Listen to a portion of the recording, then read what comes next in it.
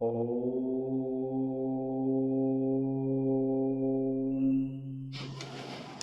आप जानते हैं, नवरात्रि केवल व्रत और पूजा का पर्व नहीं है, बल्कि यह वह दिव्य काल है जब सही साधना जीवन की दिशा बदल सकती है।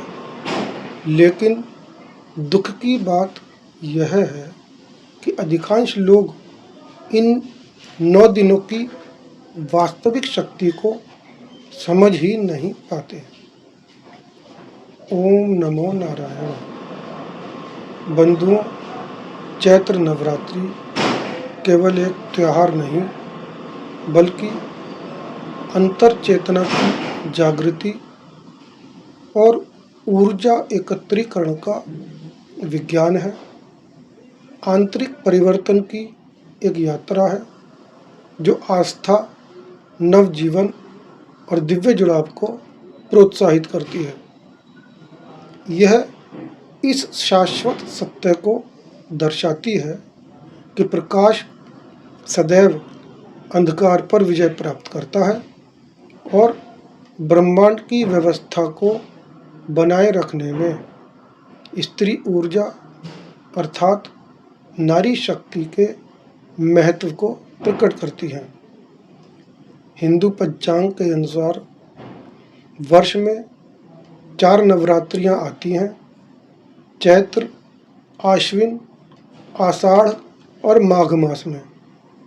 इनमें चैत्र और आश्विन मास की नवरात्रि सामान्य भक्तों के लिए प्रमुख मानी जाती है, जबकि आषाढ़ और माघ मास की नवरात्रि विशेष साधना अर्थात गुप्त नवरात्रि के रूप में जानी जाती है।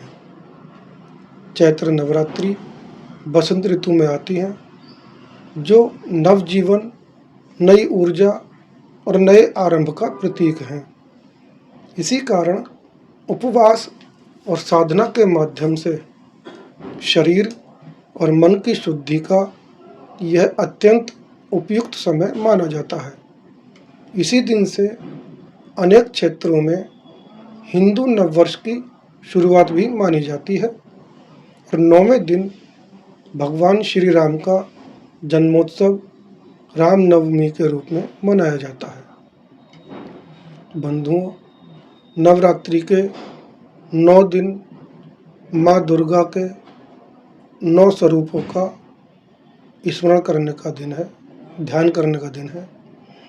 इनमें प्रथम दिन माँ शैलपुत्री का है, जो स्थिरता और दृढ़ता का प्रतीक है। द्वितीय दिन माँ ब्रह्मचारिणी का है, जो तप और ज्ञान की देवी हैं। तृतीय दिन माँ चंद्रघंटा का, जो साहस और शक्ति का स्वरूप है। चतुर्थ दिन माँ कूष्मांडा का है, जो सृजन और ऊर्जा की अधिष्ठात्री देवी हैं। पंचम दिन माँ स्कंद माता का है, जो ममता और संरक्षण का स्वरूप है। षष्ठ दिन माँ कात्यायनी विजय और पराक्रम की देवी हैं। सप्तम दिन माँ कालरात्रि का है, जो भय और अंधकार का नाश करने वाली हैं। अष्टम दिन माँ महागौरी का, जो पवित्रता और शांति का प्रतीक है। नवम दिन माँ सिद्धिदात्री का है, जो सिद्धि और सफलता प्रदान करने वाली देवी हैं। इन 9 दिनों में नवदुर्गा की उपासना के माध्यम से जीवन में शक्ति, ज्ञान, धैर्य और सकारात्मकता का संचार होता है। बंधुओं, नवरात्रि के दिनों में दुर्गा सप्तशती का पाठ अत्यंत फलदायी माना जाता है। इसमें कुल 13 अध्याय होते हैं, जिन्हें सामान्यतः 9 दिनों में विभाजित करके पढ़ा जाता है। बंधुओं, एक बात का विशेष ध्यान रखें, कवच, अर्गला और कीलक का पाठ प्रतिदिन पाठ करने से पहले आरंभ में करें और पाठ के अंत में सिद्ध कुंजिका स्तोत्र का पाठ और क्षमा प्रार्थना प्रतिदिन अवश्य करें। आजकल प्रचलित 9 दिवसीय पाठ्यक्रम इस प्रकार से है। प्रतिपदा के दिन संकल्प, कवच, अर्गला, कीलक और प्रथम अध्याय का पाठ किया जाता है। द्वितीय दिन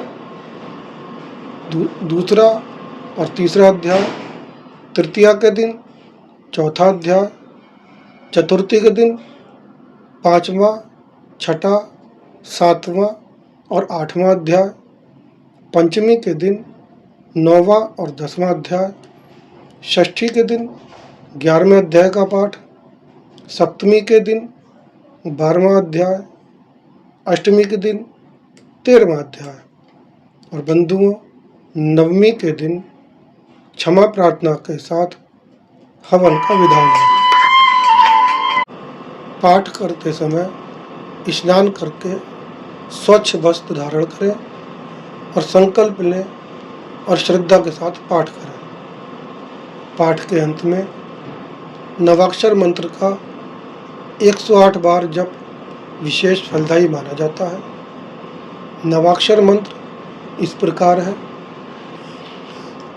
ओम ऐं ह्रीं क्लीं चामुंडाय विच्चे। बंधुओं, नवरात्रि के 9 दिनों में माँ दुर्गा के 9 अलग अलग स्वरूपों को उनकी पसंद का भोग लगाने से विशेष आशीर्वाद प्राप्त होता है। नवरात्रि के 9 दिनों में माता को अलग अलग भोग अर्पित किए जाते हैं।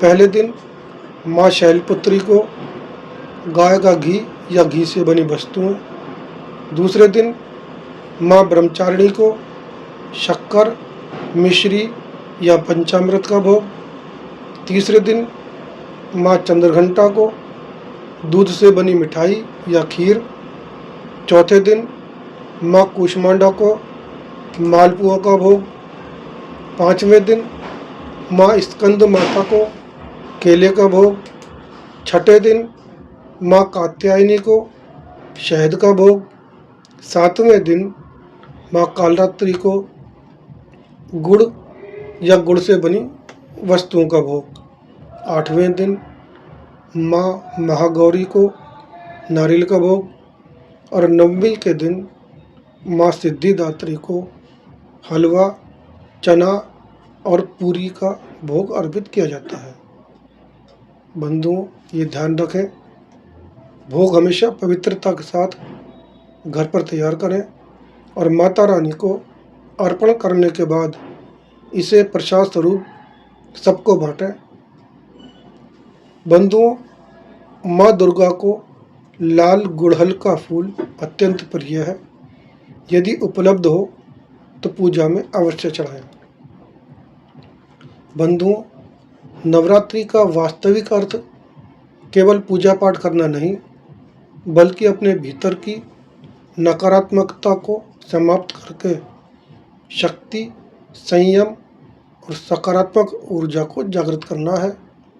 जब मन अनुशासित होता है, विचार शुद्ध होते हैं और श्रद्धा जागती है, तब जीवन में शांति और सफलता दोनों प्राप्त होती हैं।